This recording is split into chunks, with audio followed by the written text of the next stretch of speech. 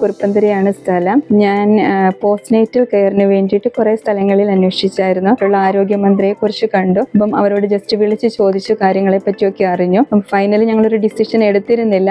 പക്ഷേ നമ്മൾക്ക് അഫോർഡബിൾ ആയിട്ടുള്ള ടൈം, നമ്മൾ പറയുന്ന ടൈം, അതുപോലെ തന്നെ അഫോർഡബിൾ ആയിട്ടുള്ള റേറ്റ് ആണ് അവർ പറഞ്ഞത്. അപ്പോൾ ജസ്റ്റ് ഒന്ന് പോയി അന്വേഷിക്കാമെന്ന് വെച്ചു. അങ്ങനെ പോയി ചെന്നപ്പോൾ പാക്കേജിനെ കുറിച്ച് ഡിഫറെൻറ്റ് പാക്കേജസ് ഉണ്ടായിരുന്നു. പാക്കേജസിനെ കുറിച്ചൊക്കെ പറഞ്ഞു തന്നു. അതിന് മുന്നേ ഡോക്ടറിനെ കൺസൾട്ടേഷൻ ഉണ്ടായിരുന്നു. നമ്മുടെ ഹെൽത്തിനെ പറ്റി, എല്ലാ കാര്യങ്ങളെ പറ്റിയും ഡോക്ടർ വളരെ നന്നായിട്ട് അന്വേഷിച്ചു. അതിന് അനുസരിച്ചുള്ള ട്രീറ്റ്മെൻറ്റ് ഡിസൈഡ് ചെയ്തു.